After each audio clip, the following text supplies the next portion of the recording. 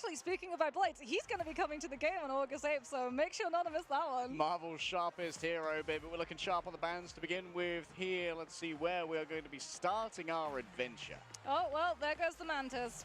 And there goes the Loki coming on through. So yeah, Rad very much going after the res composition, as well as that Ultron from Sentinels. Do they now try and start target banning out Crimzo's hero pool? As Rad securing the Mantis themselves. This is smart, because Sentinels now have a crossroads.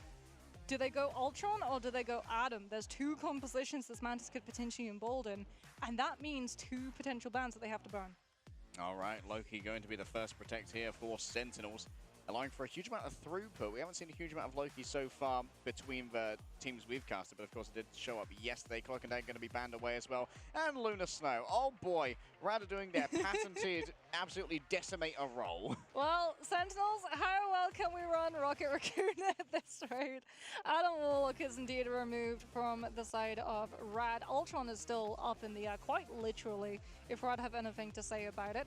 But someone who's not going to be aerial for long is Human Torch. Sentinels are not going to have access to that flyer.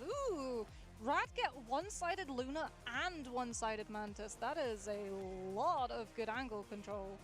All right, Adam Warlock off the table right here.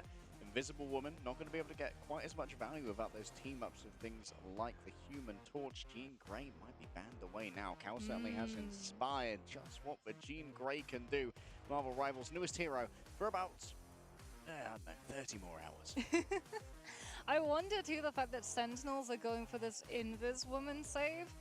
If they do think that Rad are going to run something like a Jeff, then Guardian Shield being up to just help out a flyer could be absolutely huge, especially if it's an Ultron. Because like Joyful Splash, one of the things that they really changed about Jeff, one huge thing that they changed about Jeff, is that Joyful Splash now damages enemies as well as healing allies. So when we actually got to see Rad use Fate on that Jeff originally, it was used to put pressure onto flyers. And now that Ultron is in the game, surprise, surprise, whenever we look at Fate's POV and he's playing the Jeff from yesterday, he's really pressuring the Ultrons.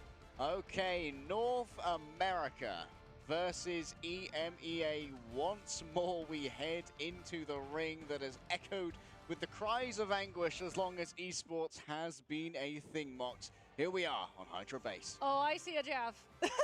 Israel. I see a Jeff on the side of Rad Esports. Just for rollout though? Maybe they're going to do one of those. Yeah, it is there on the side. Well, it's not there on the side of Sentinels. And no, it is. We are there. Fate is going to be on the Jeff, Melio on the Ultron, and trust me, on the Venom. So same composition. And now for Sentinels, they have to win this first fight, because if they don't, Rad have all of the mobility to keep that point in play for a good 60%.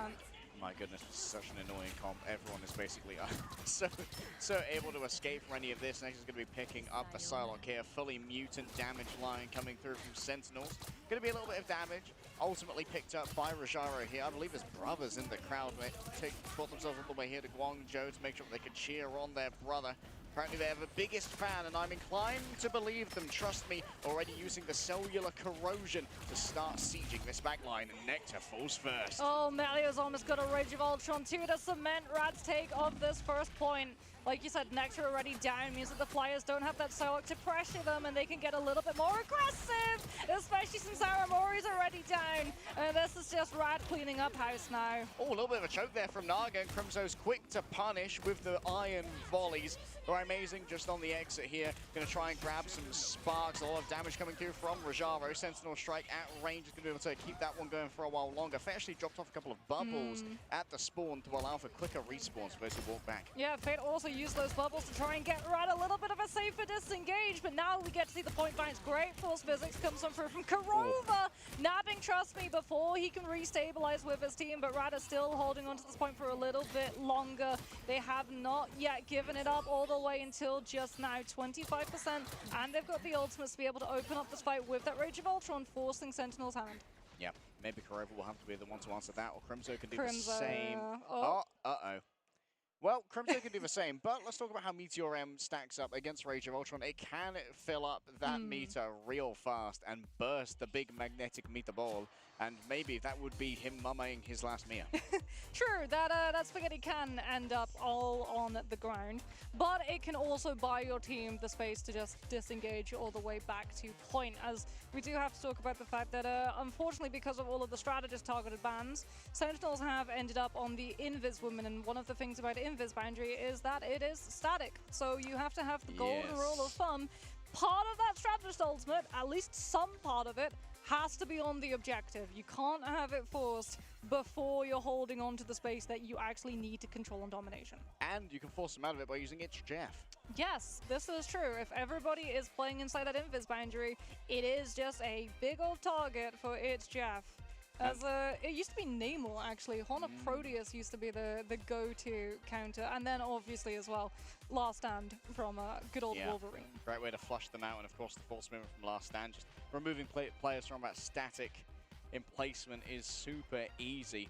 One of the things that we are going to be looking for here is actually the shifting of the frozen airfield into this backwards 50%. position to open up that doorway, which allows for the environmental frags from It's Jeff. Yes, and if you want to know when that map is going to be changing, it's when it's 50%. 50% total. So if one team's got 25% and the other team's got 25%, you add that up, you get 50%. That's when the map is going to be moving. So that is going to be occurring very, very shortly. As we can see that Sentinels are going to be keeping an eye on all of the potential off angles to make sure that Rad don't just get to take full control of the space and pinch them onto the point. Right, amazing. Taxing this approach very thoroughly. Trust me, for now, looking for an opening. It's just going to be doing some homework here on the Loki. Quick dodge away coming through from Nectar. Sarlacc feeling the pressure. As that's off point! Oh, the map's moving. Yeah, the map is moving. Gone. It's going to take the invisible boundary with it, and that means that Fate's going to have quite the opening later on. That's why Nectar's going to be trying to follow on through after this. It's going to be Trust Me who opens up first, though. It's Jeff up ahead. I'm not entirely sure. I think they may have actually just been crashed down upon by two ultimates. The Meteor M and the Phoenix both confide in the Shark, turned them into Finn's soup. Nectar now looking for a place to try and use their ultimate, and it's perfectly managed. Yet another invisible boundary. Maybe a little bit of an overcommitment here from Sentinels. I think this one might have been one, but coming back with the Doctor Strange portal as well. Sentinels are in a bit of a panic mode. Yeah, but I mean, they get a pick onto Melio. Do Rad see an opportunity? The double dashes would suggest no, as it's going to be Naga getting out of the fight rather than into it. They do have down to the butterflies, and Sentinels don't have a defensive other than the Loki regeneration domain, which means that Rad have to do this in stages. Soft dive to force out the cooldown, and then you can punish with your Silo Cult afterwards. All right, here comes the first soft dive, rolling on forward. Oh my goodness, they did not want to use the greens, and so amazing. Off the back of the wing, Shurikens was forced to feel the power of the Psylocke. And now Trust Me has found the creamy innards, and boy, is he going to try and excavate with the dark depredations of the tentacles. Rajaro next up on the docket to try and allow the pain on over. The Guardian Shield, yes, it will keep Aramori around for about a second. She cosplays the doppelganger before falling in her own right, moving on over. It's going to be a last second stagger, I imagine, from Crimson. Oh no. Of a freeze. No, that's so unfortunate. Trust Me fell. Yeah, Trust Me is down, which is absolutely huge, but I mean, he's Venom. Yeah. Give it 5 seconds, he's going to be back in the fight already. And if you're Sentinels, you can't even really go first because you have to be worried about Rage of Ultron, and It's Jeff, and also Dance of the Butterflies, which Naga still hasn't used. We're going to have another cycle of the Loki regeneration domain, but this time Rad are already in control of that space. They've got that high ground verticality already set up, so they don't even have to bring cooldowns to be able to get into position.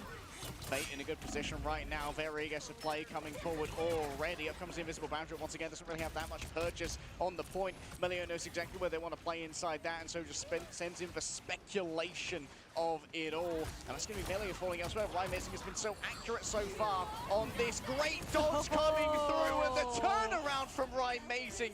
You guys want to see a shark disappear? Oh, what an ultimate. Sentinels doing such a good job of dodging out of the It's Jeff. It is going to be a strange portal. But wait, hold on a minute. Was that an invisible boundary? An invis boundary. Uh-oh. Oh, okay, so folks, fun fact about domination. You retain your ultimate charges. Not 50% minimum, you retain 100% of it. So that invis boundary is It ain't coming back. Wasn't an invis boundary, it was a God of Mischief. Oh, Oh, do you know what? That's what it was. It would have been a preemptive Loki copy, and then because you've used your ultimate, you've got to use Invis Boundary at some point anyway. And maybe using the Loki copy to get an iframe on the Jeff ult as well. Potentially, but that would have been unnecessary because Rymazing would still have nabbed it with the Phoenix ult.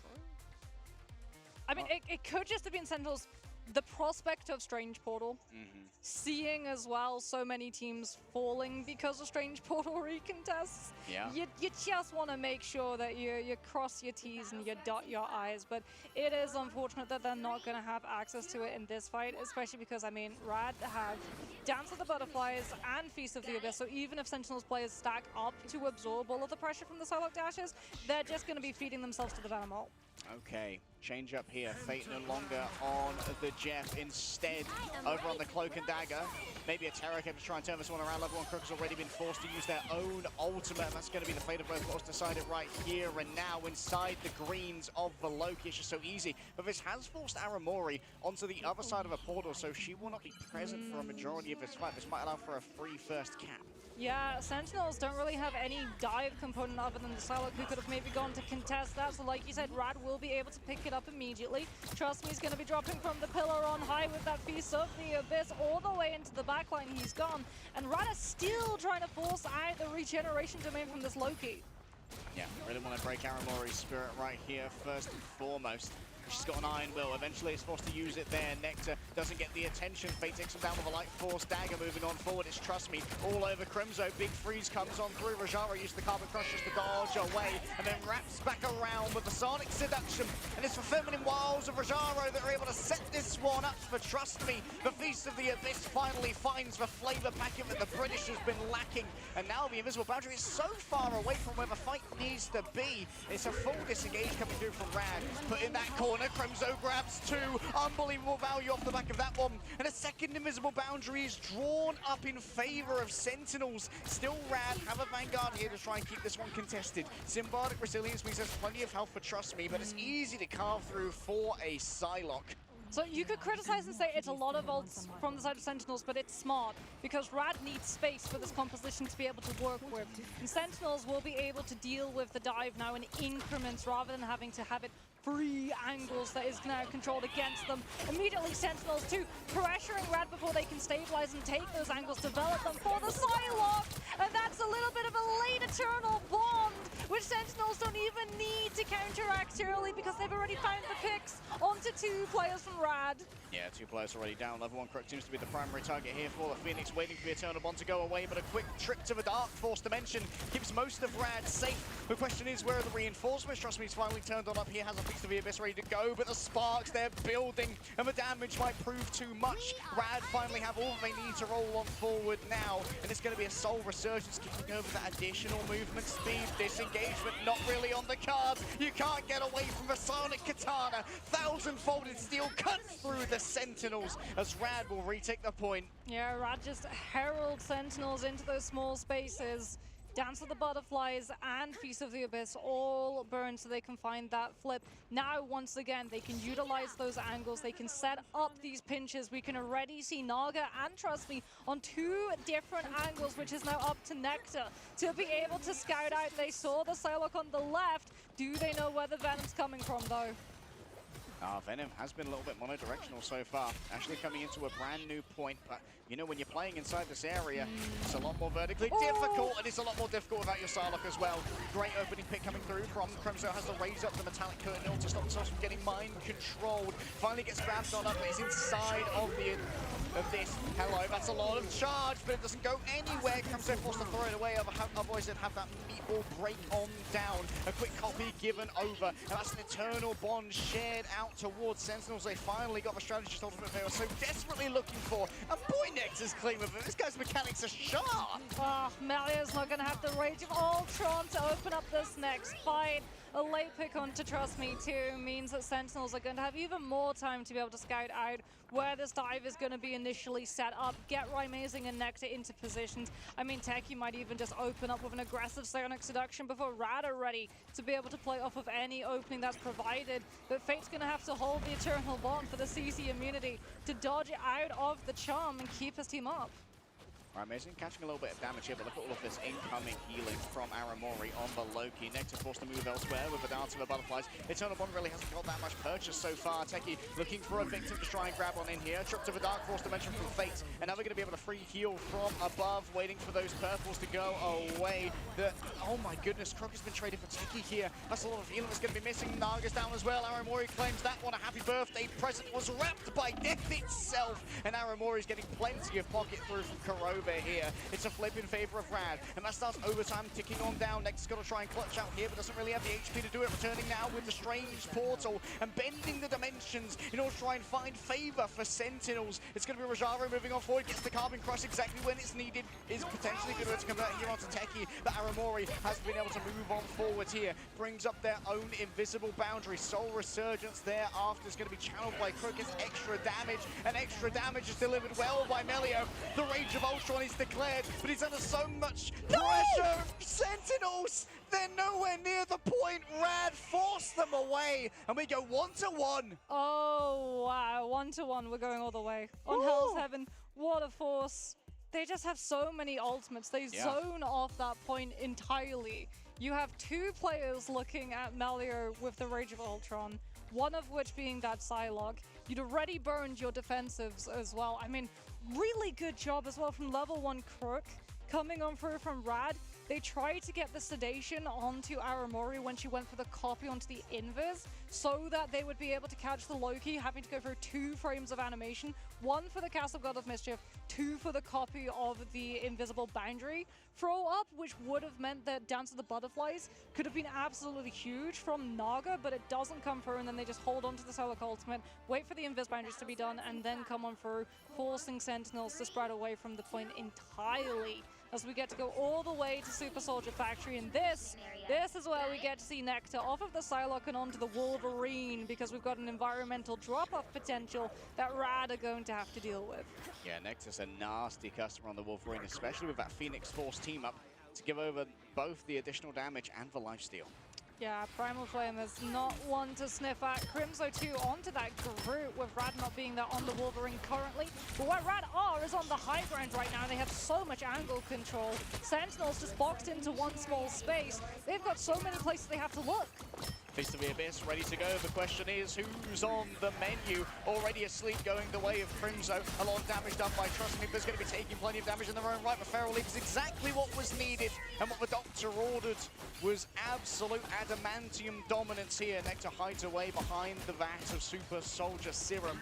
And inside there, that's going to be a perfect play. Up behind, drops the walls. Level 1 Crook, well, they lost their sleep, but not much more than that. Rad still only down on 1 player. And they're sustaining well off the back of this Fate of Both Worlds, but it's almost over already, Mox. Yeah, but Rad is still holding on. They've got a Rage of Ultron! Oh my goodness. But the last stand comes on through from Sentinels. Techie too is going to be holding on the Meteor and to be able to potentially shut the Ultron ult down, as we can see that Nectar's able to find the grab onto level 1 Crook and deposits them into the copied Loki boundary to get that slow so that the Mantis can't get to the team, and Rad can't cycle another defensive to stall the point longer. Yeah, great stun there on Crook, extending it using that rocket pack that had been held in the back pocket for a while.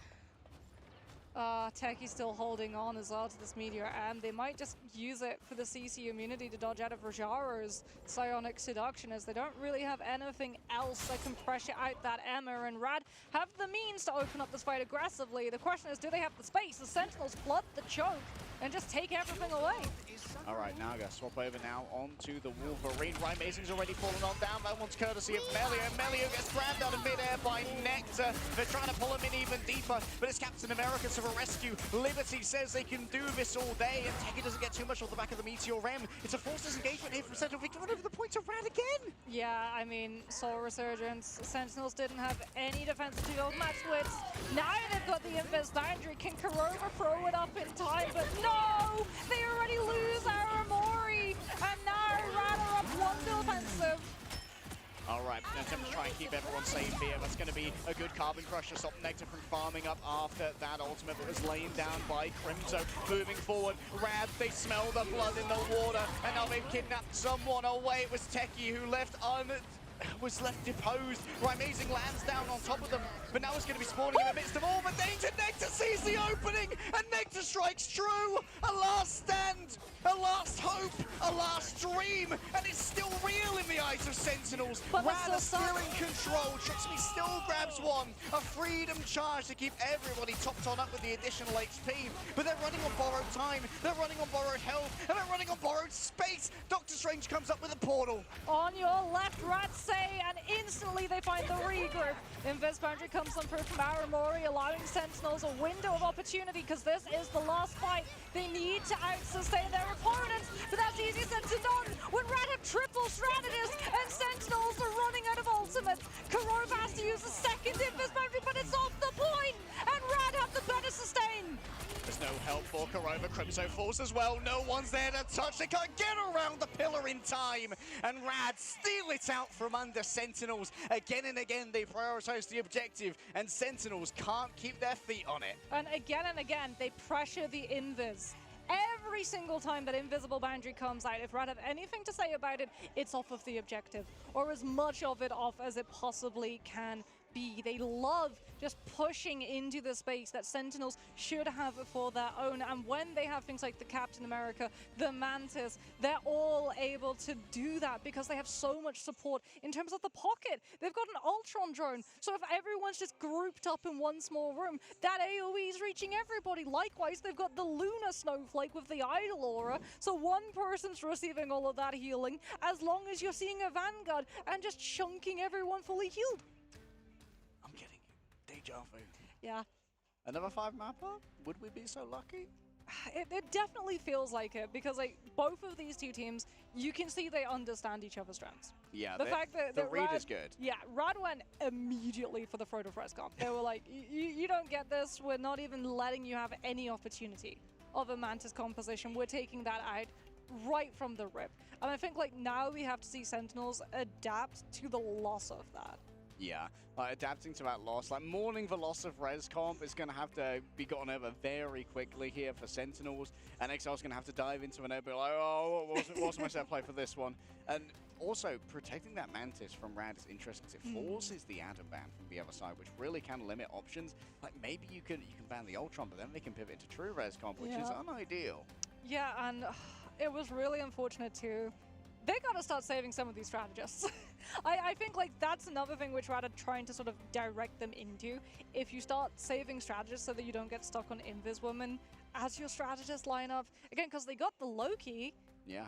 Great, we get regeneration domain. 2 invisible boundaries. But you now get 2 invisible boundaries, because Rad also did a very good job of hiding their Luna. Yeah. Whenever Aramori had ultimate, they made sure that their Luna was as far away from that Loki's line of sight as possible, and this is actually a strategy that Rad have done in the past, where they let other teams get the Loki, and then they body blocked. They literally stacked the biggest hitboxes, their Vanguards, directly on top of that Loki, so that he couldn't see past the hitbox to be able to hit double confirm onto the strategist. Yeah, definitely not a coincidence that one of Sentinel's strongest fights was when Aramori managed to get eyes onto Fate and copy the Eternal Bond. Yes. That was a lot of space gained, a lot of uptime on that ultimate as well, and that's incredibly important on these shifting points that Hydra Base has. Yeah, and it's easier said than done, because one of the actual interactions between Loki and Cloak and Dagger is that you can't, as a Loki, actually copy a dashing Cloak. Oh, wow. So if a Cloak and Dagger is mid-Eternal Bond, you don't get an opportunity to hit confirm into God of Mischief. You have to wait until they're out of that ultimate. So if you're Rad, you can very quickly just be like, oh, you want the Cloak and Dagger? You can't have the Cloak and Dagger. They were dashing for your entire team, and now they're gone.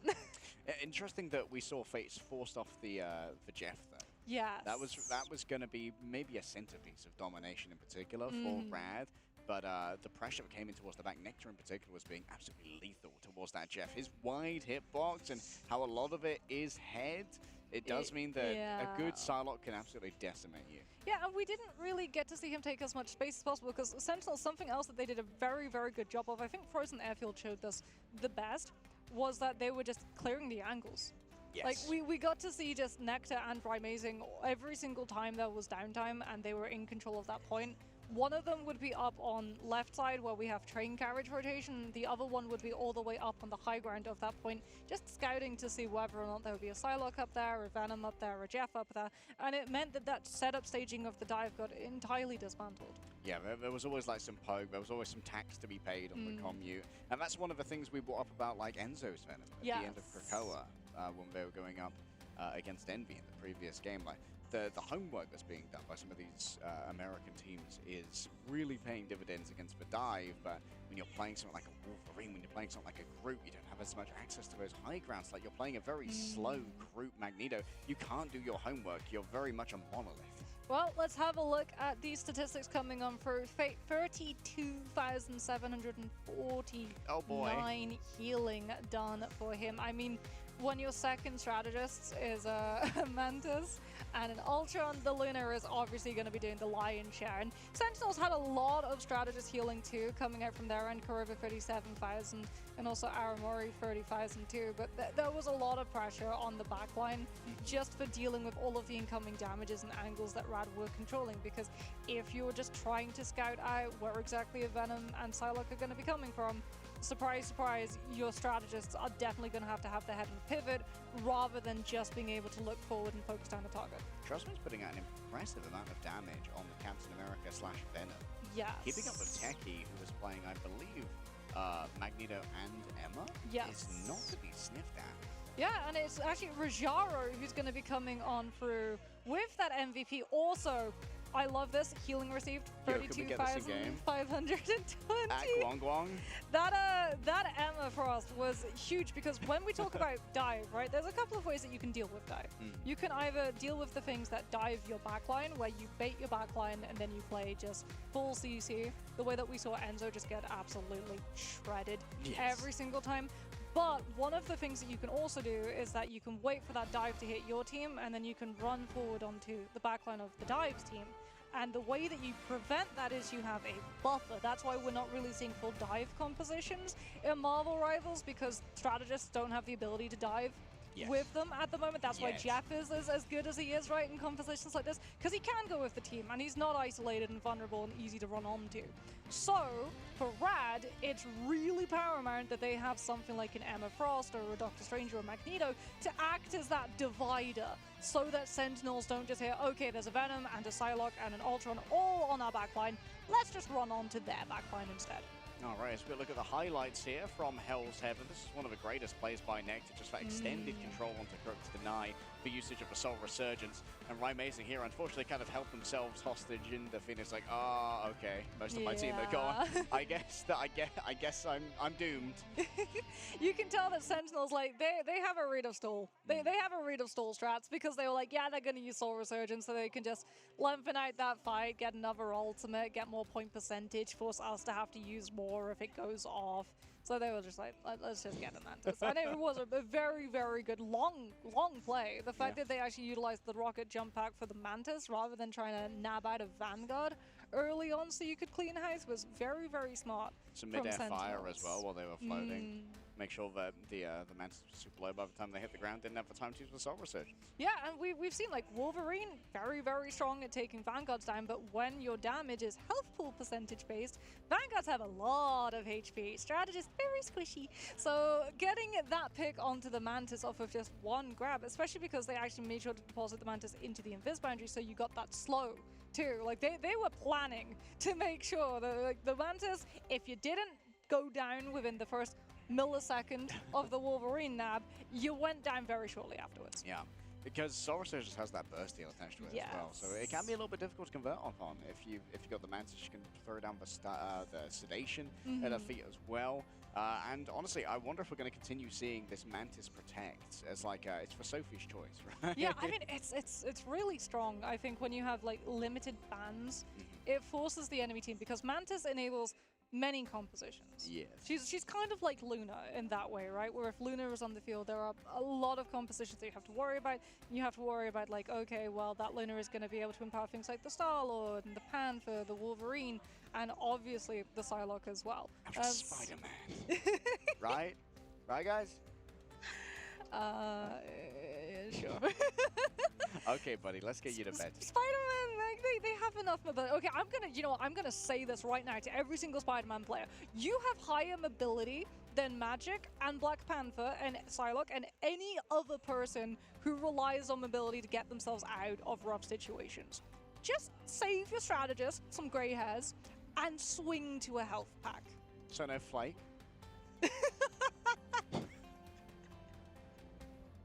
it's where are we going? I didn't see the map. I think we're going to Midtown. I was too engrossed in your monologue. I think we're going to Midtown. I hear the rumblings of many upset Peter Parker mains. I might have to hide underneath the desk for the next map, Harry. We're going to come and do a fantastic combo on you. Don't worry. We've got good security here in Guangzhou who'll keep us safe from the Spider-Man players. It's fine. Mantis has a truck-sized AoE. I'll hit the sedation to stop the ultimate. We're good. Hit him with the AoE train. Let's head into our band stage here and see what our teams are cooking. And Exile needs to try and rescue Sentinels from this hole, but this is their map pick. Yes, that is the silver lining. When you go down one of these maps, you get to decide which map you take us to next, as well as which side you're going to be starting next. So maybe that's the swap up that we're going to see, you know? Maybe Sentinels are going to try and go for that one-sided ban and save themselves first. Could be the case. What did they first ban last time? Human Torch? Yes. I think a Human Torch and maybe Loki? Yeah, it was Human Torch and Loki in comparison. We saw Rad with the instant ban onto Mantis. Yeah. But they've been doing that against every team. Well, certainly, maybe there's been a little bit of cross-pollination of ideas here in Guangzhou, because they have been screaming the Asian teams, and Asia loves their Mantis. True, but both of these teams really like triple strategist lines, and Mantis is a big component of triple strategist lines. Because Ultron is also one of those go-tos in the triple strategist line, because if you go triple strategist, you're going to be pulling one of your duelists, so you want to go for a strategist that you sub in who can still push up those damage numbers. And I mean, Mantis does damage. She does. She does a lot of damage, and so too does Ultron, especially if he's got a 12% damage boost. And she's rewarded for hitting headshots as well. Yes. With the return of those spores. With a whole spore. And I guess that's one of the reasons why they're happy to allow Loki to go through the ban phase as well, because those doppelgangers, they're free life spawns. Yeah, they are indeed free life spawns if you can hit those headshots coming on through. As well as if you're running Emma, right? Then it's free charge. Yeah. And you say like, oh, that's a little bit min-maxy. Those are genuine comms that come into play, where if there's a Loki doppelganger up and you have something like a Winter Soldier and an Emma, they fight over who gets to take that doppelganger down. Okay, early ban here on the Mantis from Sentinels. We are not seeing that again, and Rad respond with the one-sided pro-gamer move of only we get to play Lunar Snow. Yeah, and it is going to be a Torch as well up on the chopping block next that Sentinels are going to be removing. Ooh, there's that Loki save that we got to see. However, Rad do have one-sided Luna. They're also going to make sure that Sentinels don't have one-sided Mantis, so Ultron and Adam now become... Yeah, it's sort of like Sentinels doing the thing that Rad did, where it's just, we target strategists, and rather like, we see the strategy, we target strategists. Yeah, once again, they're trying to put Aramori in a position where she has to copy a less than ideal strategist ultimate. Yeah, I mean, they do have the Luna at the moment, but like you said, if Aramori gets the angle, she'll also get the Fate of both worlds, as well as for that 12-second window. Snowflake. One of the things about this as well is it kind of forces the Invis Protect, even though it's unideal in many cases when it comes to like doubling up on your strategist ultimates, because otherwise you're going to have, what, Rocket Raccoon, Ultron, Loki, which is unideal. Yeah, it turns out that Loki getting to copy a Rocket or an Invis isn't the greatest when it comes to the strategists available, but Sentinels will be able to get one-sided Loki, and even though they probably have a worse copy target, they do have Regeneration Domain, which is one of the best cooldowns in the game. However, Rad did save Phoenix, which does mean that all of those deployables do get destroyed immediately. As Jean Grey likes to say, you are nothing. Me at all of those group wars, you are now nothing. 100 HP is how much those Loki Regeneration Domain crystals hold each per, and Phoenix just says, yeah, 100 to 0. You know, if I could hit those, they'd go down so fast. Unfortunately, I ain't that guy, Mox. North America versus EMEA continues right now. EMEA hoping for revenge for the fallen brothers of Citadel of Hands of Envy. Sentinels want to stand in the way of Rad's ascent.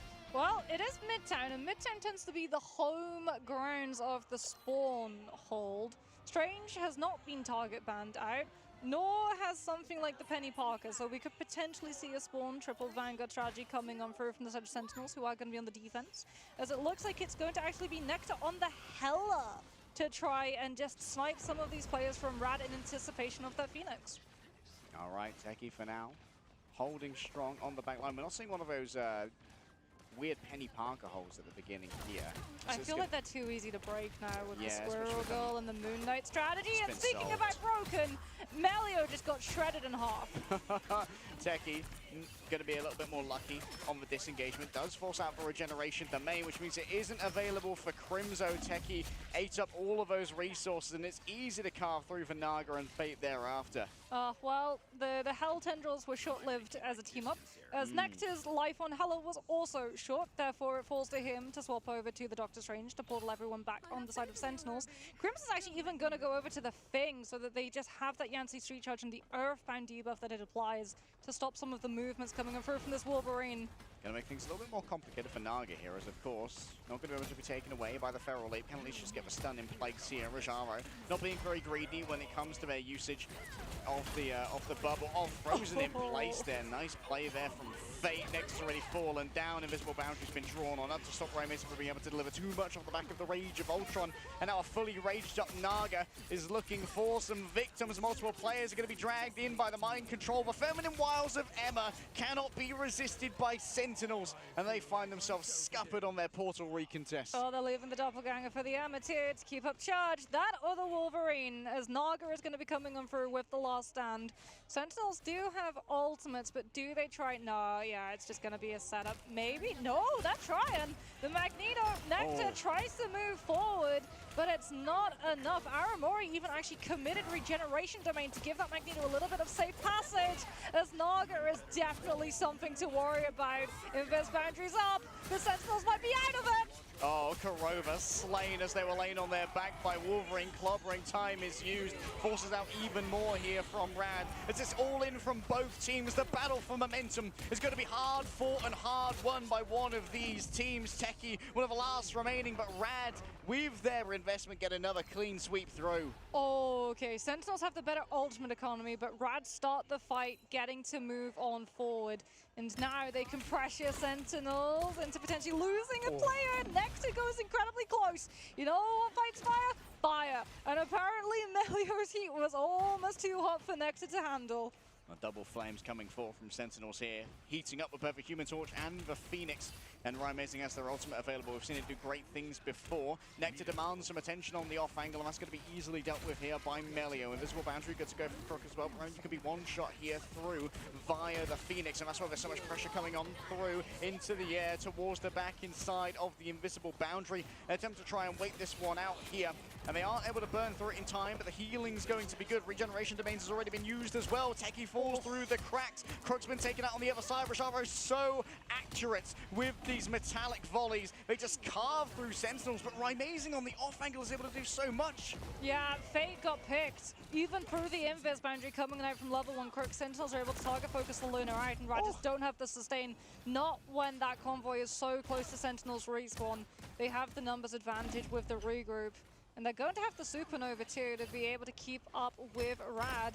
Trust me, with that Stone Seduction, might try to shut the torch down, but Aramori's getting so much time to be able to build up that God of Mischief. Naga going to be playing that off angle, but immediately gets cleared and has to play main with the team instead. Yeah, wants to build up some rage to get some value out of his last stand here. Next hands for Supernova, ready to go, heading straight in towards the back room, so ready to try and stun everyone up with the clobbering time. From downtown, level 1 Crook never saw it coming, couldn't bring up the Invisible Boundary to try and deal with this. Oh my goodness, the Fantastic Four have arrived, and they're arriving in style, baby. A quick movement tech to escape, and Sentinels, they lock the door. I mean, mean, are we surprised that Johnny Storm's moves are flashy? I think not. Sentinels hold the space. Rad denied any opportunity to utilize the ultimates that they had in the back pocket. Oh, Crimzo. Oh, we've seen these plays before. If Rad don't check that corner, they all get hit by clobbering time, and they all get hit by the supernova that follows.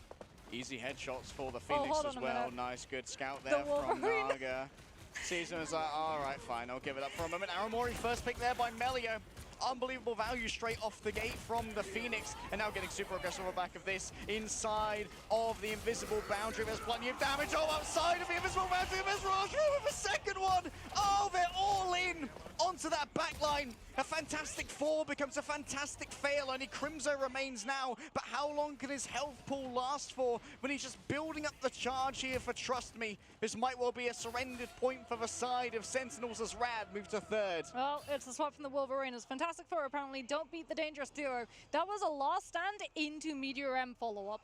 Rajara, the easiest pick of their life, coming on for homing missile onto where the Wolverine would deposit them. And Naga now, job done, moves over to the Winter Soldier to start putting pressure on the double fly with the Tainted Voltage, being able to drop them from the ground almost immediately as Nectar's poke pressure is actually building up the Supernova. Sentinels might be able to rally around the pressure that the Torch's ultimate brings. Might force Crimzo out there. That's so much poke damage from Frother Stern on to the Thing. However, taking up to the skies, Techie, ready to try and silence a strategist in midair. Oh, Techie, I'm afraid you ain't that guy right now, brother, but Amazing might well be. The damage is done, even through the fate of both worlds. Rad thought they had all the sustainability they needed, but they could not be more wrong. Yeah, Nectar still holding onto that Supernova too. As we can see, the Tech is taking a little bit of damage just to be able to battery up Kurova, so they've got both of the strategist ultimates. There's the Sonic Seduction, and it catches onto Nectar, but the bubble and the regeneration domain keep the Torch alive. The Emerald's done, and Nectar still has Supernovas to throw. Inside the invisible boundary is taken down as Crook is focused by both Nectar and the Phoenix in concert towards the back. Melio getting a little bit frisky. There's no regeneration domain that remains, and so Melio is able to pick up Aramori. Naga knows that there is still something lurking in the back. I believe it's a Phoenix back there, which refuses to show their face. Now finally has to try and disengage. Seems to be getting away with absolute murder right here. Naga's trying to shake some down. It's a bait though for Crimzo. Unbelievable bait and switch from Sentinels. It's going to be a bit of a tilter for Naga. That was the win condition. He had the ultimate that Rad needed for this next fight. Sentinels play it so smart. Now no Kraken impact. You don't even get to utilize the ultimate to break free from the Fisk molding because you have to worry about hitting your head on the ceiling. And Sentinels have so much more space, and that means so much more spam from Nectar. All right, big stun coming through onto Naga right now. Good focus fire. They send a Phoenix on in after it, but the healing is good from Fate. Just going to float above it all imperiously. Nice dodge! Unbelievable from Naga. And now multiple players afflicted with the Carling debuff and waiting up in the air. Amazing once again pilots it on in. Melio just able to survive this one for now. Rad just keep it on a dime. Rad still have that invis boundary. They're going to have Sonic Seduction as well. Sentinels know that their ultimate economy is against them. Naga's going to be onto that Punisher just to have the blitz damage. Crimzo on this thing is just a pin cushion, but you also bring Hitscan to the table, which can melt down Nectar if he's playing a little bit too aggro, and that means that Rad gets to move forward finally, surging around second corner of Sonic Seduction. 14 seconds remain. Multiple players mind controlled for a moment. Trust me, shield barely lasts a moment. Melio taken out by Crimzo from downtown. The embattled leap takes them directly where they need to be, and that's going to be Supernova projectiles grabbed on up, stunned too by Crimzo. The clobbering time is declared, but is it time for dinner as Nectar tries to burn on through them, and he burns through Fate. Naga's returned, yes, but level 1 Crook's going to be the only healing that's available for Rad, and standing up against the Sentinels' damage is far from guaranteed. A return of the Doctor Strange, and he's going to be checking in for an appointment here. He's going to stand alone for a moment. There's not going to be enough healing really to try and sustain him. Dragged on in and turned around, absolutely tossed around like a ragdoll. Rad, they're going to have so much trouble getting through the portal as Thing stands in the way, and the wall of the Sentinels remains impenetrable. Nectar on that Torch on third was just so impossible for Rad to be able to deal with. The peel from Sentinels. When they come through with that Sonic Seduction in Nectar's ultimate, I'm like, for sure that Torch is cooked. Yeah. But it turns out that Rad are the ones that get smoked instead. what a bubble. The Bulwark from Techie, the Regeneration Domain 2 from Aramori, and Nectar just flying perfectly height level for the Regeneration Domain crystals to apply to him so that it's not too high. What a sync, because they knew that that would be the counter. The second Supernova got pulled, they knew Psionic Seduction was coming secondly. Yeah, great fight read there coming through from the side of Sentinels. Still, this is far from lost for the side of Rad. They've got a reasonable distance, and we have seen all manner of holds on Midtown Mox, be it first, second, or so early on third. Is this where we get to see the spawn hold?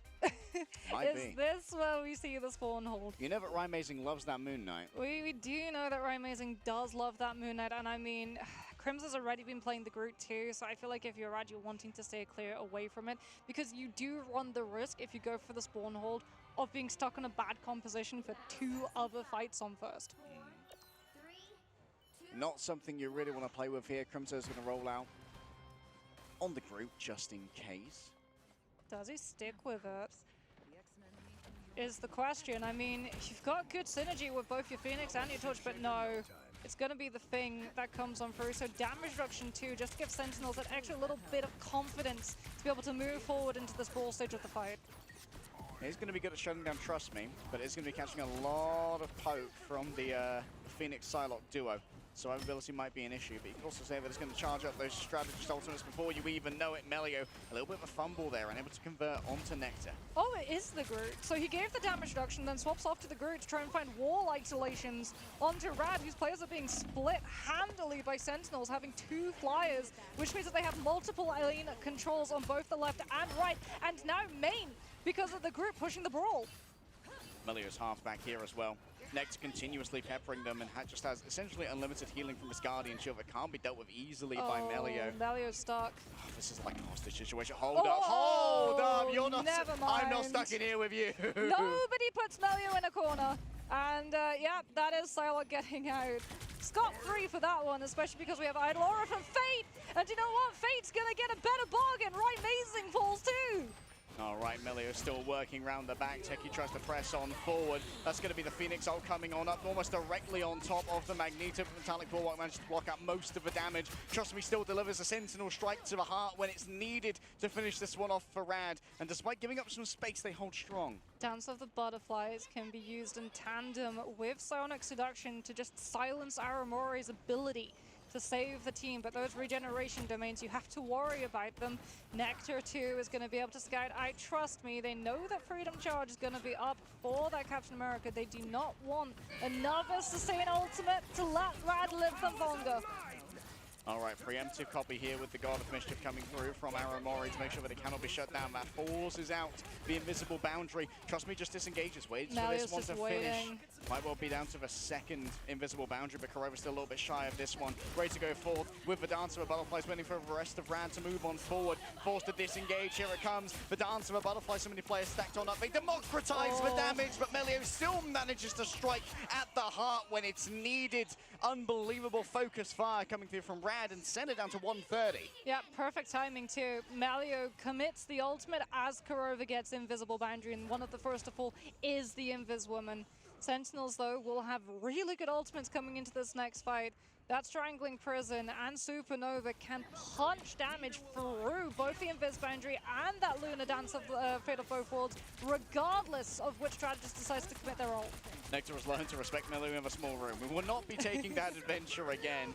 And now with a Supernova active, maybe Melio can try and wrap in from behind inside of the invisible boundary. They're stacked up on top of each other. It's a Venn diagram of destruction here as Nectar rises up with all of the damage. In comes the first Phoenix, for second waits imperiously above as Naga comes on down, find themselves caught within the Strangling Prison laid down by Crimso. Good breaking of the Thornlash walls behind. There isn't enough damage to burst on through. Next has been taken down here, up close and personal together. This is where the Phoenix is at her best. Trust me's coming in with the melee. Sentinel strikes inside of the invisible boundary. The healing's good to keep Sentinels in this for now. And Naga was dragged back in with a force physics. And now it has to be Kurova who's under siege. Metallic Bulwark has to be given on over. Guess who's going to be mind controlled? It's everyone on Sentinels. Rajaro's able to line him on up and maybe knock them down. It's going to be Melio who does the first bit of knocking right here. And knocking on the door comes the Diamond form. Emma going for a grab and a nice spinning kick too. But Techie's still there to try try and clinch this one back, and level 1 Crook is caught out of position. There's going to be one last fight. One last fight, potentially two. Rad haven't Strange Portaled yet. They could Strange Portal now and go for another one just before the point moves on, but no, it doesn't look like anyone's going to be swapping onto the Strange. They trust that they're going to be able to tap the cap onto it instead. Nectar onto the Winter Soldier, might be able to come through with the Bionic Hook and stop him from touching. Oh, great Aegis there, coming through from Rajaro. Heard the charging of the Bionic Hook, was able to try and stop it in its tracks. Just a little bit of pausing here and there to give time for Melio to set up on the off angle with the Dancer with Butterflies. Kurova, it's going to be all about the usage of this invisible boundary right here, but try to get away with only using the regeneration domains. They're broken on through, the Phoenix ult on top, that forces Kurova to use it, but remember that it's away from the cart for now, and the invisible boundary of Rad is better. It's down on the cart, they couldn't see where everyone was, and when the invisible boundary goes up, so too do the hopes and dreams of Sentinels go down. Oh, shades of Eldritch Monument there. Woo! At the end of that round, it felt like, where they just, again, have so much pressure on the objective that Sentinels are forced to take a big step backwards at the time that Sentinels need to be consolidating their position. But they had to respect the ultimates that Rad were coming in with. They knew that they had to just deal with that Psylocke ultimate coming through. Like you said, they tried to go for the budget solution of the regeneration domain because they knew they had to outlast everything that came afterwards. You're going up against essentially free strategist ultimates when you have that Captain America in play, right? As opposed to you've got to then stretch invisible boundary and regeneration domain. Mr. Fantastic tends to be the one who stretches normally in Fantastic Four, but unfortunately when you're coming in with that composition, you gotta make Mrs. Fantastic's ultimate work just as hard. And Rad just took full advantage of that. Distracted, forced Sentinels into the sidelines, and then when they needed to be on the objective, no one was touching, and map just ends. And now we're forced to think, what adaptation do Sentinels need to make towards this band structure? Because they haven't really made an adaptation that saves their strategists just yet. Yeah. And Rad, they're just going to keep running down the, you know what, no strategist for you, until it's forced off of them. I mean, it was Rocket. It was Rocket. That was how Citadel beat Rad going after strategists. Yeah. This heavily. It was a Rocket Raccoon. And they literally, so the strategy for Citadel, unfortunately, is very specific to Citadel because they had Tanuki on the Black Panther and they put Ken on the Rocket and they literally sent Tanuki in. They said, burn every single one of your cooldowns, going in, getting a pick. You're not getting out. It's okay. We'll bring you back with Rocket out. See ya. And then everybody came on through, and they literally just revived him, I think, 9 times with the be right back on Midtown. And that was the way that Citadel were able to dodge the strategist chase down, because it is just an absolute strike against this role that Sentinels are being put under. So we're going to have to see a pivot. Maybe it has to be a Luna save. Or a Cloak and Dagger save, potentially, yeah. early on. I don't know if the Loki is working as well for me. Even if regeneration domain's good and the Loki output is strong, it feels like there's constantly these, there's the double-edged swords of these doppelgangers. We saw Trust Me able to get so much charge off of them for free. You can get rage off of them as Wolverine. Yeah. Life Spores coming up as well. And you just have to kind of, to do the double invisible boundary as well, which is unideal when it comes to the power spikes in this game that are strategist ultimates. Yeah, and I mean, there's so many things which can grab you out of an invis boundary. Like, one of the best things for an invisible woman to do when invis boundary is in play and there are one-shots in the game is not actually be in your ultimate. Which is crazy because then you're not getting those heals. So you then become even more vulnerable and targetable and everyone just shreds you down and they're like, well, why did you go down when your ultimate was in play? Because you can't play inside it.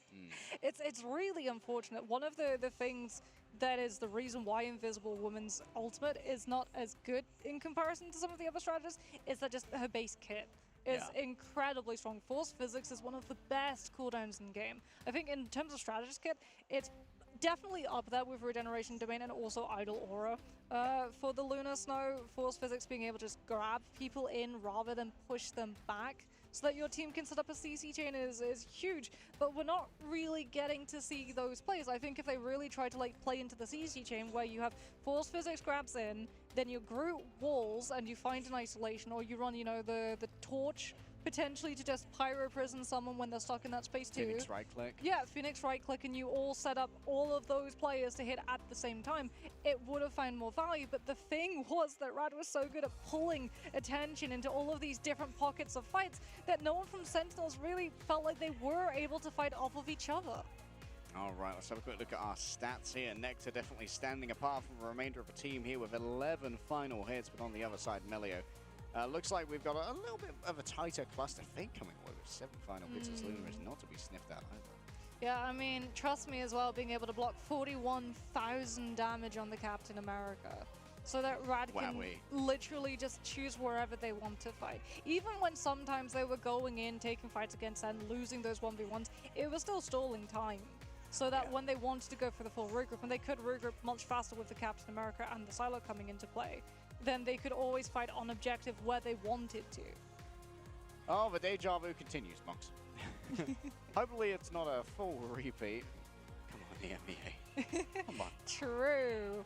We have indeed been here before, as Fate is going to be picking up that MVP on the Lunar Snow with 45,323 total healing done on that map of mid-10. Crucially as well, 7 final hits. That is... Wow, that's like half of his total KO. Yeah, that's a very bloodthirsty Lunar Snow. There's nothing to be sniffed at either. Yeah. Like, Fate's a great mechanical player. Didn't quite reach the heights that he wanted in previous esports titles in the hero shooter genre. Kind of was stuck in like the tier 4 space. But Fate grinded early in Marvel Rivals. Really did a good job of establishing himself in this scene and having the leadership to try and put together a team. I believe Fate's actually the team captain. Yes, he is. Yeah, he's the team captain. He's very, very good too at looking at a lot of the other regions and seeing what they play. Yeah. So they're always very keyed in to the different region matters, and it doesn't surprise me that they're the ones taking advantage of the Mantis because of this. Yeah, very smart gamer, and really has done plenty for Rad. Who like there's a lot of like esports pedigree on this team, and then there's Fate who kind of put it all together, and it's kind of a brain man behind a lot of it. Well, we can have a look at our replays here. Sentinels starting on the defense. It looked strong. It looked really, really good. There were some amazing fights that they had with just the clobbering times coming on through, putting pressure onto Rad's players. The last stands as well, just grabbing them out of the invisible boundaries. And third, Nectar on the Human Torch looking absolutely unstoppable. But it just fell apart when they went over to the attack. Yeah, showing exactly why Human Torch is usually first banned in these compositions, but, well, Rad, they have their strategy and they're sticking to it. This was super impressive by Melio. The entire time was at half HP. Kind of pants next to there, unfortunately. Who did have a team up as well from the Invisible Woman, but wasn't quite enough. You don't go close to the sidewalk in those small rooms. It's never really a good idea. Yeah, and I mean, especially when you have that ultimate in play too. Multiple people just going to be hit by so many of those dashes, and if one person falls, everyone else then loses another extra body to be able to absorb the damage, and you're just going to lose players again and again and again. Even before we have something like a Kraken Impact coming on through. But for Sentinels, they can still turn this series around. We've seen Convoy, we've seen Domination. That therefore means that we have to go to Convergence. Which map do you want to take us to, though? Because I feel like Hall of Dejalia, if you want the res comp, would be a good shout, but I don't think they're going to have access to the res comp, so I would try and avoid that map, because that's definitely one of Rad's better. Yeah, maybe you could do like a strange TP play to open up on something like Symbolic Surface here. Set up like a Punisher turret or something and try and get a crunch going on. Yeah, true. But I don't know if they're going to save for Loki first again. I don't know if they're going to save for Loki first, you can get some value out of it on Hall of Jalia, where there's a lot of like rooftops where you can put those doppelgangers. But do you want to like fashion your map choice after like the strategist you're saving? I mean, it is good for Torch, I will say. It is a very good map for Torch, especially like first point on Hall of Dejalia. There is a lot of roof that you can hide if you're on the Eat attack. Yeah. So that you can literally just keep up pressure on the opposing high ground that the defenders tend to, yeah, very good pathing, very good options. And a lot of these teams too don't really like going for the strange TP immediately. And oh, do you know what? Central Park's actually probably a better shout because that's a much better map for Flyers. So. Yeah, yeah. I mean, it worked as the turnaround for Envy. True, and it's very, very strong for dive components, res components, flyer components. So it definitely feels like of a lot of the compositions that we see in Marvel Rivals, in terms of comps that you have to ban out, is one of the more versatile. Yeah, this one definitely has a lot of options. We've seen players take advantage of that extra window on the side of point A as well. Some melee characters, maybe someone like we saw Iron Fist from Tanuki, Yes, which we I did. still don't approve of. But you know what? It's not my decision. It The Black is Panther can take that to as well. get the Harry stamp of approval. Yeah, this is not like they approve. Gonna head into our ban soon once again, and we'll have to see. Well, Rad are probably just gonna keep doing the strategist onslaught until it's proven that it's no longer working. Yeah, if it ain't broke, don't fix it. Especially when it comes to those ban drafts, because I mean, so much of this game is determined in the draft phase. It's why it's so important that you do your scouting of your enemy teams correctly, because you don't want to waste those bans, because they're definitely going to be targeting you. The research was done yesterday. We were next to our Exile, watching the research in real time. But for now, it seems like attempting to hamstring Rad has led to some over-focus on the bans. Maybe not enough into the protects here. I'm personally hoping we see a pivot to maybe a Luna or a Cloak and Dagger protect. Yeah, I think Cloak and Dagger would be a really good one. Just because Terror Cape and also Eternal Bond is such a good ultimate. Yeah. It kind of forces as well Rad to have something like a Wolverine or a Winter Soldier in play, that or a one-shot to just stop the Cloak and Dagger entirely. Yeah, the Magneto may be on the cards as well. We've seen a lot of, we've seen a really big change in the zeitgeist of bans since stage 1, where it used to be Vanguard. Emma and Mag were like the #1 priority for bans, and like when one got banned, the other would get saved. Not so much the case anymore. Let's get stuck in, Mox. First ban's coming up. Yeah, I mean, Magneto was definitely a must, especially when Punisher was in place, since Final Judgment did tend to be a reaction check against Meteor M. And Psionic Seduction is an incredibly strong ultimate, both when you're holding space and also trying to take it. As we can see those bans coming in through, and yeah, Sentinels again going to be going after the Mantis. This time though, Rad going to be going after the Torch. So they see Central Park, they know how strong a map it is for Flyers, and they're going to be removing that one from play. The Sentinel's going to be removing the Luna Stone and the Mantis, and oh, there we go, not a Loki save this time around. It is going to be a Luna, so potentially things like a Psylocke being able to make it all the way around the side of that point will now be buoyed up by the heal, even out of the backline's LOS. Love this pivot here. Good to see Luna protected. That gradient of Luna going to be met with a Magneto ban here. And it seems like we're pivoting into a Vanguard on. I was going to say, I feel like we talked this into existence. We were just commenting a lack of Vanguard bans, and now it's going to be coming on through. As is it going to be one-sided Magneto into one-sided Emma? Is the script flipped? Because normally, Emma is the one that EMEA prefer, and Magneto is the one that NA prefer. Absolutely right. I wonder if we see Groot as a final ban as well. Oh no, Loki's gonna. Yeah, you got to avoid the double fate of both worlds. That is just that's a non-starter when it comes to enemy compositions. The last protect here, I would imagine, goes to Cloak and Dagger. Oh, do you know what they're doing? They're going after Crimzo's hero pool to force him onto the Groot. Oh, then they can force out Wolverine as the last ban. Yeah. Oh, they're not gonna protect Cloak and Dagger. Okay. Yeah, so now Sentinels have a choice. Do you make Crimzo's life easier, or do you try and take a strategist out of play? These are the questions, and you can see that there's a little bit of deliberation happening at the moment. Torch. They don't want to deal with the uneven Torch. Okay. This is going to mean that Naga's likely going to be over on the Wolverine. Yep, and that means that Crimzo is definitely going to be having an interesting time of it on the Groot. We'll have to wait and see whether or not that's going to pay off dividends, as it definitely feels like Rad were properly targeting now, taking a page from 100 Thieves' book when it came to trying to deal with Sentinels. Yeah, sometimes you just have to try and create a 5v6 out of a hero pool. And maybe that's enough to win, but I love a change up here from Sen. I think it's very well considered. Keeping that Luna in, super important. And they've been able to get away scot-free with the Cloak and Dagger, so they can play Envy style. You know what? Sentinels also finally able to make Mantis through the ban. So maybe we see triple come through. Maybe we get res comp. And maybe that's the answer, so that even if a Wolverine comes through, one, you have poke pressure with an Atom, so passive should be forced almost immediately, even before he's able to engage onto your team. And you also have Soulbond, so you should be able to survive Last Stand. Oh, Soulbond's certainly useful for that. Let's head in to Rad on match point here. North America's #1 seed need to do yet another reverse sweep. Well, there it is. It is indeed Kurova and Rymazing and Nectar all on the Guardians. They don't have the Magneto though. So no good bubble spin engagement coming on through from Nectar, and Crims are also going to be forced onto the Thing in anticipation of the Wolverine from Rad's end. All right, on the other side, going to be double usage of the Eternal Bond for Rad. Plenty of staying power. Nectar grabbed out of mid. That is uncanny.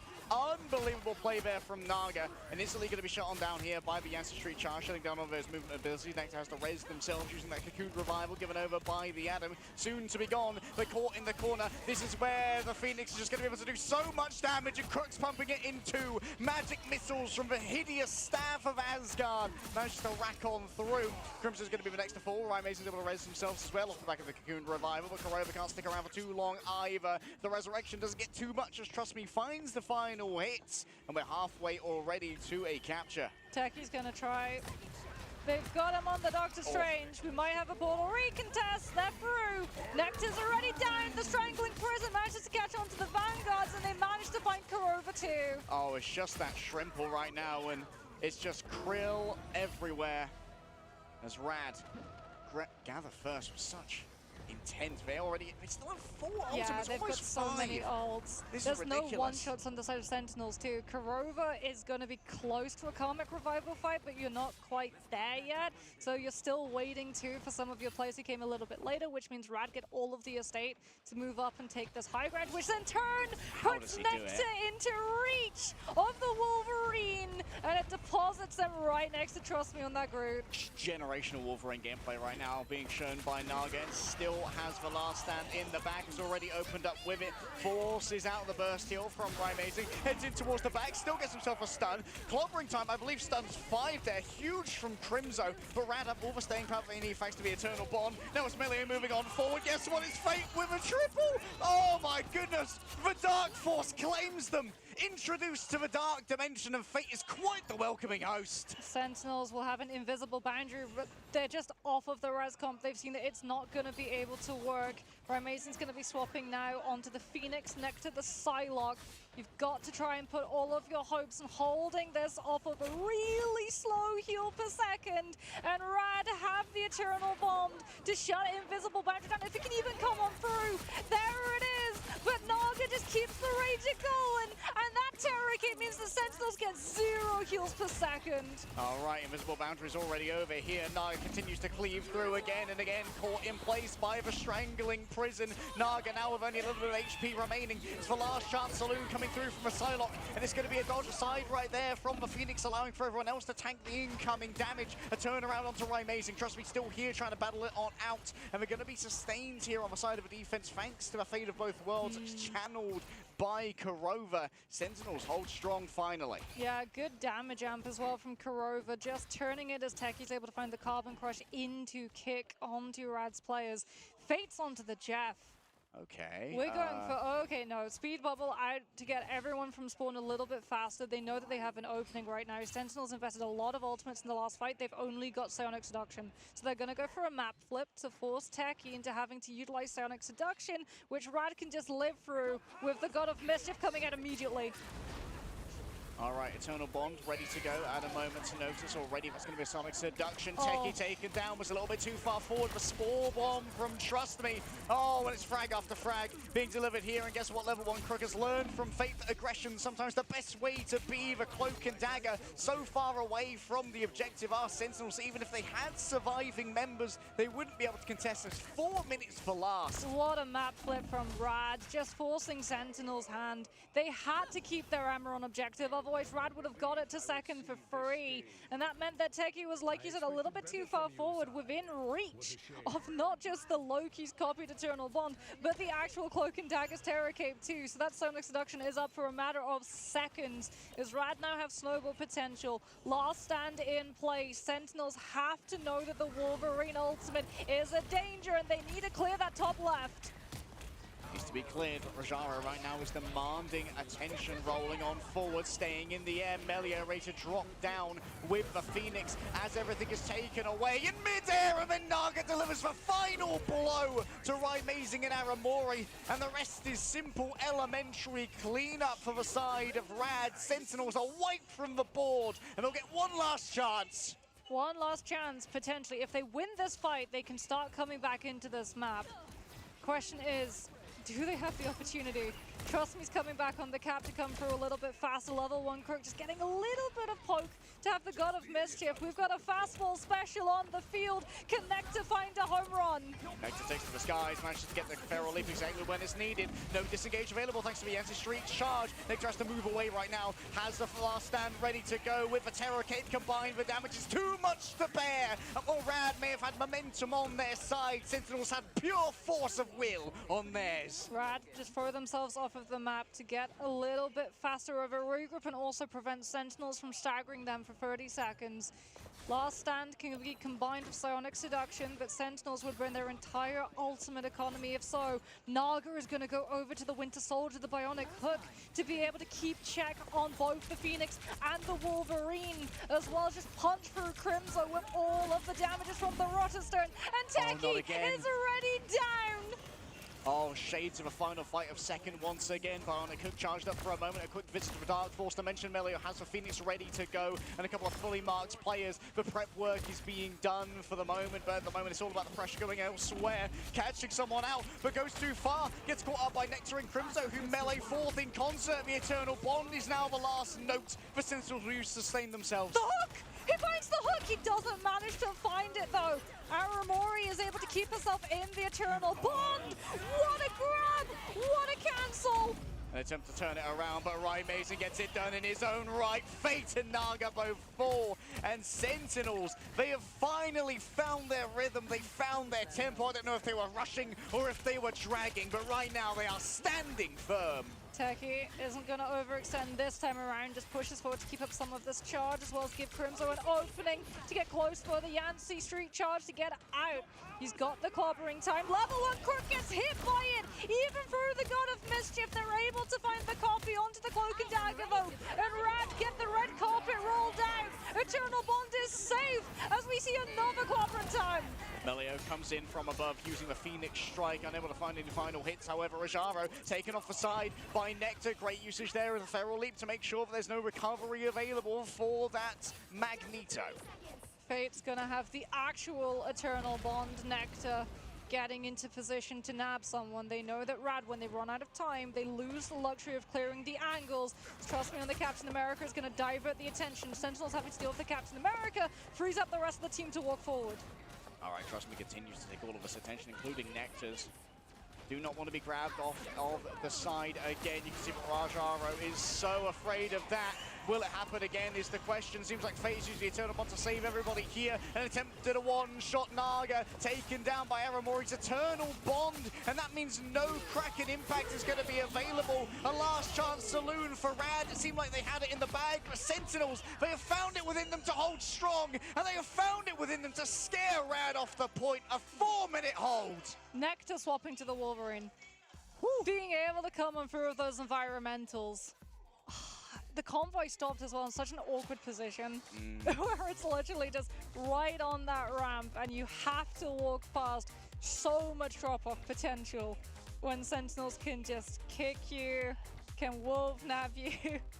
There's so much that Rad have to contest with, but they got it a heck of a long way through Central Park. Can they complete the full hold? What do we see? Because Sentinels, they need this round to continue the series. Yeah. They need to rescue themselves. Got to dig themselves out of this hole that they put themselves in. And it seems that once again, we're likely to see that Wolverine continue to be an issue. Naga had a generational beginning, but fighting uphill is unideal for a Wolverine when all of your approaches can be marked. Momentum was what Rad needed And when they managed to fumble one momentum fight, that's all that it took for Sentinels to get back into a dominating position. Yeah, I mean, Sentinel started off on the res comp, got a little bit burned on it, and I think getting burned on res comp was probably the best thing that happened to them. Because that Wolverine swap was absolutely huge.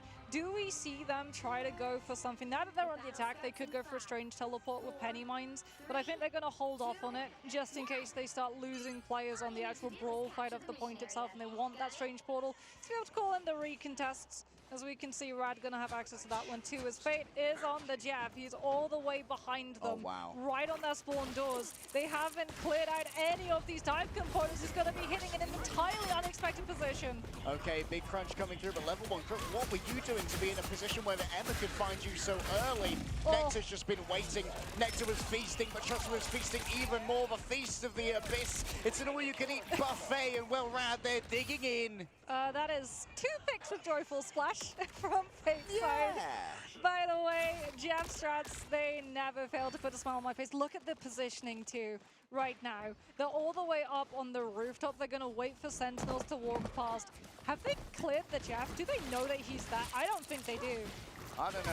Take a look at how Fate plays Jeff as well. Such a high APM game, which just makes sure there's always something that's being done at all moments. Keep the Vanguard healed up over here. The Phoenix is in deep trouble. Needs to be saved. Rajara does not want to invest their strike for the moment. Instead, just continuing to take up all of this space and just keep Sentinels penned in. They're in a box, Yeah, and I mean, Sentinels, they try to go into one of those rooms where the dive couldn't follow them, but the Ultron can still damage. Fate will go down, but Rad still have the ultimates to fall back into. And Melio just has to be careful he doesn't overextend. Jeff's going to be back in a matter of moments too, with those speed bubbles coming on through. So Sentinels don't even get to push 5v6. Naga's going to try and open this one up in their own right, force out the Eternal Bond, and now Fate's going to try and eat up all of those who are trying to stick within it, I imagine. It's Jeff, grabs one, that's going to be Valuna. Off the map, I'm sure she'll go, but no, unable to spit them out in time. Instead, she's going to be deposited right where the Jeff fell. Right Amazing just sticks close to Valuna.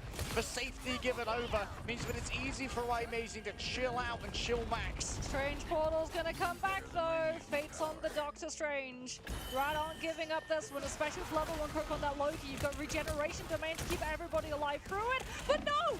He gets picked by Techie! Oh, level 1 Crook going down early could be brutal.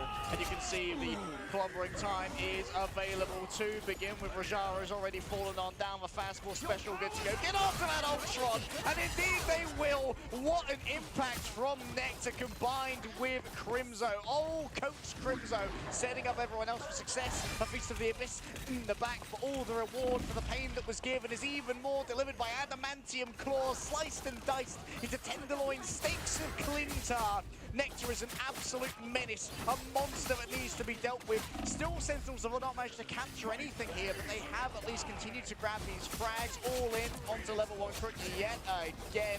Fate's nowhere to be seen, and Rad are just being, they're gone, reduced to atoms, Mox. Yeah, Sentinels, they find the frags late, but they're able to find it onto Starlord, crucially. Naga, so close to Galactic Legend. If he'd been able to hit Galactic Legend before Sentinels had defensives to be able to see it through, Rad might have been able to grab that one back into their control. But Sentinels will be able to pick up first and move forward, claiming possession of that second corner. So now Rad, they're going to have to organize past the Wolverine into these dive targets, but unfortunately that leaves them grabbable, and Aramori finds the Jeff. Okay, 2 frags already found by Rad though, and it's level 1 Crook in the back once again on this weird off angle with the Loki. Punished by it thanks to the Sonic Seduction. And hello, we're going to see the investment here of the Rage of Ultron. That's actually going to force out Kurova's own usage of the ultimate. Many players grabbed on out of this one. They want Kurova super bad, but Naga knows it's better. Maybe discretion's the better part of Valor when you've got so little HP against the respawns of Sentinels. Out comes the Galactic Legend. Naga's seen the writing on the wall, knows exactly where to go, forces out the Eternal Bond.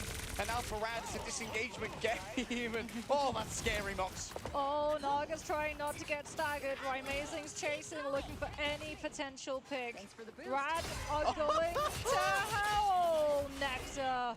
He's so clean with those grabs. Rad have an opening too. Fake can come through with his Jeff, but crucially you have to worry about Sentinels lacking a defensive. It's the Phoenix not instead. No defensive, just get offensive. The best defense is a good offense, and Sentinels show off in style. Alright, playing within the regeneration of Amos, taking away real quick. Once again, Eternal Bomb going to be grabbed on up here by level 1 Crook. Sentinels yet to lose a member though, so this is under-resourced if ever I saw it. Rolling on board, they want Aramori super bad, but Crimson delivers the embattled leak to make sure that there's damage reduction. A quick clobbering time here, stuns everyone up, and Aramori's there with a follow-up. Nexus stays above, floats imperiously above it all. 2 players grabbed up here by Fate, should be easy to spit them out. Does not want to spit out Rajaro this time, and it's off the edge. No second chances, no resurrections, and no mercy from the Jeff. Still, Oh, no. Sentinels believe it to be winnable. They have 4 players to go with here, and an Eternal Bond as well. They double strategist ulted! Kurova and Aramori both overlap ult in one fight, and Ratno get an opening. Melio gets entirely undefended Rage of Ultron! Oh, and Kurova's the first to be a victim of it. Up in the air hangs the Phoenix, but I'm afraid it might already be said and done. So many members of Sentinels have fallen down. 50 seconds remain. They have to call this one early as Trust Me gets corrosive pickup after corrosive pickup. They're not going to have a defensive for Galactic Legend. There's one more fight properly coming on through. Sentinels have 40 seconds left. They can't even utilize Psionic Seduction, trying to open the space. Rana playing so far forward, they're trying to force Techie so they can just disengage and hold on to ultimate economy of their own. As Fate is just playing havoc. The jump onto the Emma, they're trying to force Sentinels to utilize that one ultimate, and if they don't hold on to it, Naga's just gonna go in with his. Oh, the Galactic Legend doesn't get too much off the back of this one. Could instantly be seduced. Manages to get behind the roof just in time. Techie claims the space on the point. The backline's still under siege. Rad, they're doing everything in their power to try and make sure this backline just continually feels uncomfortable. But Aramori tries to rescue them. In comes its Chef. 2 players grab. Rajara needs to be left on the point at the moment. He's going to be able to potentially move over off to the side. He's going to try their best to get down to the crit box. And indeed they will. Level 1 Crook backs off. More members of Sentinels have fallen on down, but Nectar's still here with full charge and a dream. A freedom charge is declared by Rajaro. That's going to be a clobbering time going on to 2. Just move the Feast of the Abyss in towards the back. The Rage of Ultron from above. And boy, does he have a great shooting gallery to try and play with. It's Melio. All the time, the Rage of Ultron. It's a siren song in the night. The overtime can't make it through. The body block is good. And Rad have done it. They slain the #1 seed from North America. Twice now we get to see clutch it's Jeff ultimates coming the night from Fate. This time in part due to level 1 Crook literally ferrying that Jeff with the Luna copied by the God of Mischief. So the Fate of both worlds keeps Fate alive the entire time as he brings 2 crucial members from Sentinel's composition over and off the map so that they can have the numbers advantage, so that they can have the ultimate advantage. And I mean, things fell apart. Sentinels, there was a little bit of miscommunication, it feels, when we saw both the Luna and the Cloak and Dagger use their ultimates at the same time. It really did feel like the writing was on the wall, that Rad knew we might lose this fight, but there's another one afterwards, and we're going to have the better of that one, where we'll be able to win it instead. When the bright light shine in your face, Mox, mistakes are bound to happen. Despite playing together for so long on this Sentinels team, only Crimzo really has that long-term LAN experience. Everyone else is fairly new to LAN itself, despite their previous accomplishments. And when you're the #1 seed, when you've got a big org like Sentinels behind you, when you've got your CEO in the crowd, the pressure starts to build. And I mean, everyone's looking at you too, is the thing for Sentinels. Like, everyone looked at Virtus Pro in EMEA, so everyone started counter-stratting them, and we can kind of see something similar has developed here, where I think a lot of people were coming into this thinking Sentinels are going to be the team to beat, so they worked incredibly hard to be able to look at how Sentinels played, the compositions that they played, and how they would be able to target them both in maps and out of them.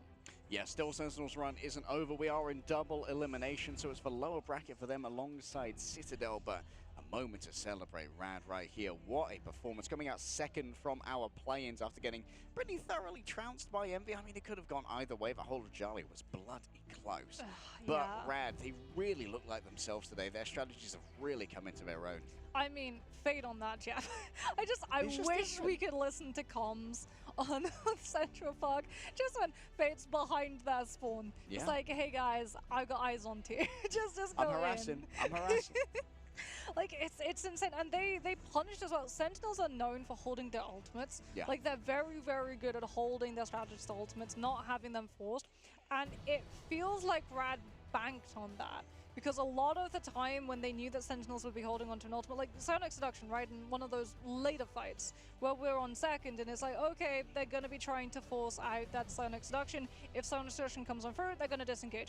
And then they go into that game of Ultimate Chicken, they see that Techie's not going to rise to it, and they're like, if you're not going to ultimate, we're going to ult, we'll use Galactic Legend, we'll get a pick, then you're going to be forced to use your ultimate so that you stop any momentum that we're taking, and then we can disengage. And that's exactly what ended up happening, and they had such a good read of when Sentinels would be forced to invest something, when unfortunately by holding onto it a little bit longer than they could have desired, they already lost the fight.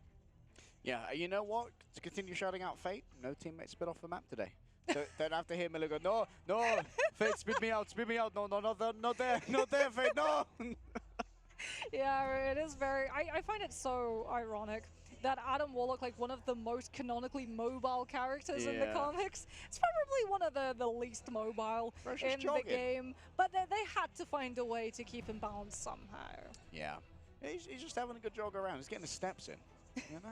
Got to keep fit in this world of Marvel Rivals. How are you going to stop Doom? How are you going to stop Null if you can't get your steps in? Like, you got to be training all the time to stay in peak physical condition. It seems that whatever notes were gathered yesterday in the tape on Rad are not enough to hamstring this team. They have so much variety in their comps, and trust me, is a huge part of that, being able to play the Venom and the Captain America at equal levels of proficiency and be so dangerous on both. Yeah, and I mean, we saw as well that there was, you know, Citadel tried to go in with that Venom, didn't work out. The difference is, it feels like when Rad were going with the Venom, they timed everything. They were like properly syncing it.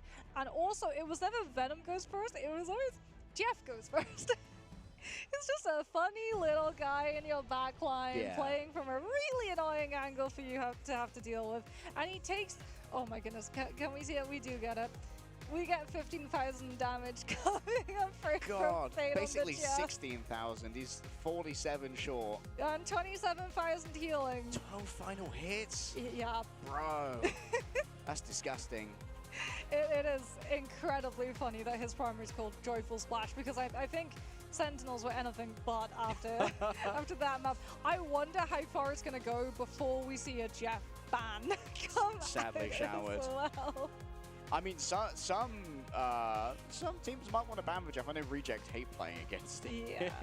It's going to be level 1 Crook walking away with the MVP on the Loki, however. Level 1 Crook, such a high output player, 35k when it comes to healing in this one, but it wasn't particularly long due to the hold on second, 60% accuracy.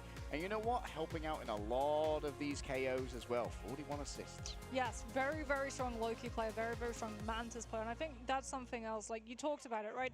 Rad, very flexible all across the board. If you try and ban them out of one particular hero, they fall back onto something else. And I think we really got to see that Rad played Sentinels. They took out the Vanguard, the strategy that we talked about, that 100 Thieves had actually employed against Sentinels in the past, which had problems for Sentinels to deal with. And we can see that Rad anticipated that they would be able to take advantage of that same weakness. So I think that's one that Sentinels are definitely going to have to try and brush up on before they go up against some of those other teams. Yeah, let's have a look at our highlights now from this map. We really saw what Sentinels could achieve on third point, but unfortunately couldn't quite find the same value on their own attack of second.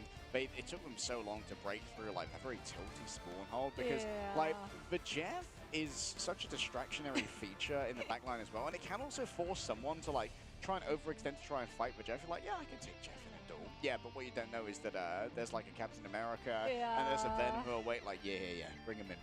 Yeah, and I mean, they had a really good read of first fight, right? Sentinels, where, like you said, level 1 Crook gets picked in a position never should have been, but they do the correct thing where they see that there's a Jeff and a Venom behind, and they know if they leave their backline behind, they're going to be split. So the backline tries to run to the front line, and they just try and walk onto Rad's players, because if they're all in the backline, no one's guarding the front line, or rather their own backline, so Loki becomes incredibly vulnerable. And it worked for that first pick, but Rad were just able to hold on to that space, box Sentinels into a really uncomfortable position where they're just stuck in a very small room having to wait out. They're safe from the Venom Dive in that space, not safe from the Ultron, which means that Rage of Ultron gets generated incredibly quickly and Rad are able to land on their feet. True. And you know what? The one thing we don't talk about with Jeff is that when you fall to its Jeff, it's incredibly tilting. Yeah. Like, the psychic damage you take is equal to the physical damage. Yeah, because you're just like stuck in there and you're like, surely my team are going to be able to take him down before he finds the edge. No. No. Okay. Nope. Awesome. Cool. Thanks, guys. Great stuff. Because then, like, target focus also becomes a whole topic of dissent where everyone's like, who was shooting the shark? Were you the shark? I was shooting the shark. I swear I was shooting the shark. I was inside the shark. It can't be me, bro. It can't be me. I'm in there.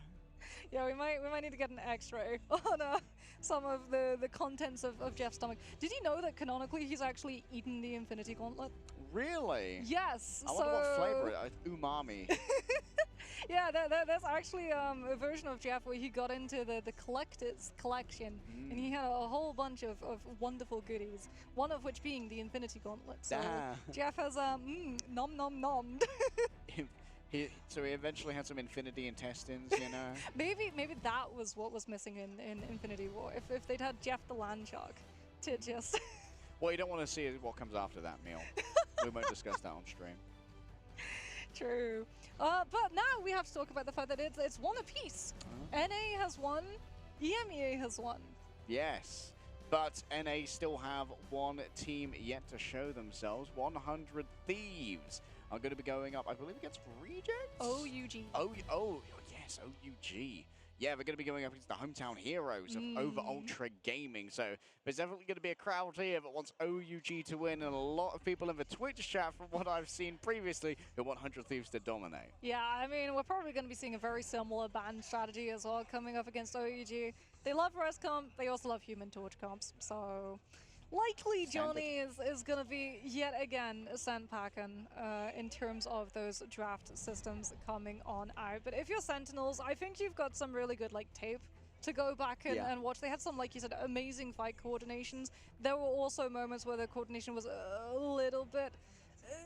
not quite desynced fully, but definitely cracks in the surface. And I mean, that's what Dive does. Yeah. Right? It pressures your backline. It forces you into thinking, do I need to commit this resource? And if you get that wrong, if you try and make that immediate judgment and you get it wrong, then that plays in the back of your head and you then try to overcompensate every time afterwards. And I think we saw a little bit of that coming on through too. Yeah, like that just replays in your mind like, what could I have done differently? Yeah. How could I have saved this?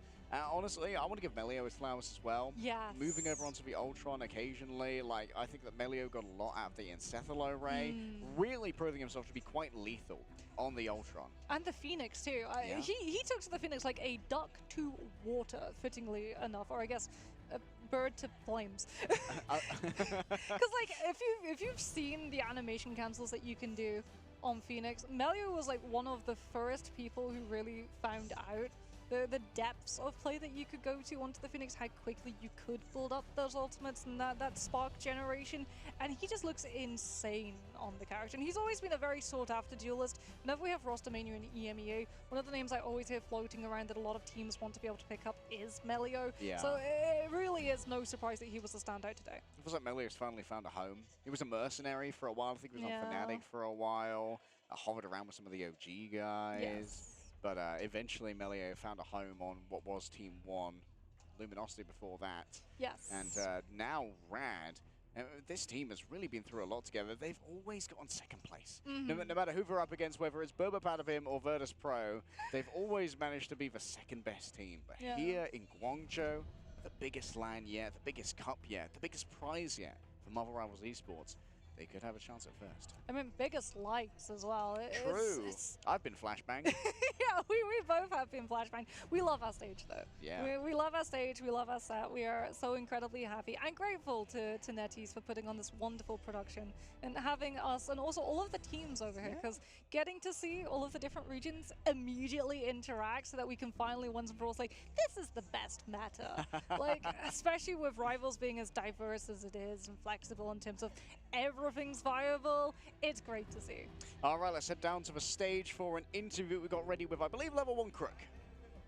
One Crook, they just had an incredible match where you just secured your place in the semi-finals by taking out the America's champions. How are you feeling?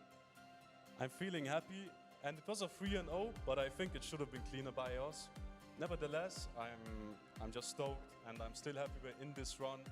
While we had to go through the play-ins, right? Everything was tough for us, but we made it this far, so we want to make it further, of course. And you said it's been tough. You've had one of the toughest paths to actually get here. You came in not only through the play-in stage, but you also went through the lower bracket of that and then went up against a region's champion. How are you feeling about this pathway to get here? How tough has it been for you? Well, I think Envy might be the best team in the tournament currently, and Nova Esports was also really good in my opinion. So we had a tough time, but I think it helped us get experience on stage, which is super valuable, especially going up against American champions like Sentinels.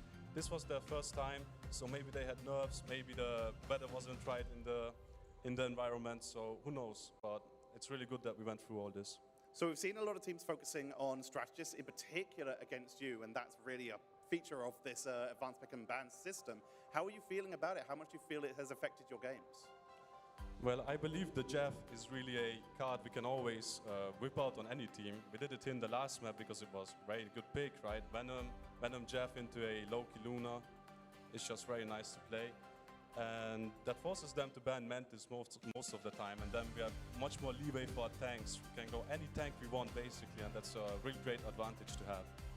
So finally, as I'm sure you're aware, your next opponent is a rematch. We just called out Envy as maybe one of the best teams at the tournament. You're facing them again in the semi-finals. Do you have any words for them, and do you have any shout-outs for anyone else at home? Well, no words for Envy. It's going to be a dogfight. We both know it. It's going to be a close one, and the better one may come out on top. And whoever loses will meet in the final again, so it's all good. And shout out to Moxie and Tread. All right, thank you very much, Level 1 Crook. Good luck in your next matchup, and we're going to head back to the casters.